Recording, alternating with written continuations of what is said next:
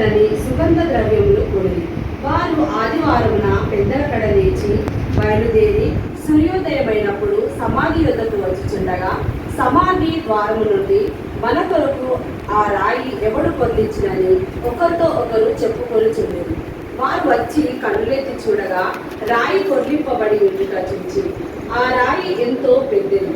అప్పుడు వారు సమాధిలో ప్రవేశించి తెల్లని నిలువుటంగి ధరించుకొని ఉన్న ఒక పడుచువాడు కుడివైపున కూర్చుండుట చూచి మిగుల కలవరపడింది. అందుకతడు, కలవరపడకుడి, సిలువ వేయబడిన నజరేయుడగు యేసును మీరు వెతుకుచున్నారు. ఆయన లేచి ఉన్నాడు, ఇక్కడ లేడు. వారు ఆయనను ఉంచిన స్థలము చూడు.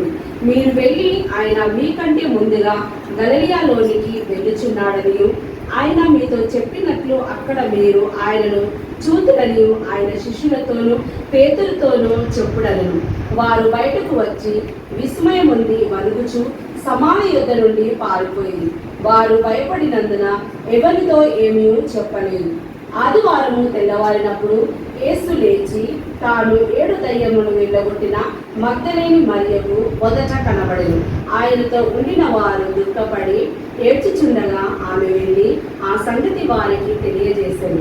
కానీ ఆయన బ్రతికి ఉన్నాడని ఆమెకు కనబడలేదని వారు విని నమ్మక పోయింది. దేవుని వాక్యం మన ఆత్మ నిమిత్తమే దీవించుకున్నారు.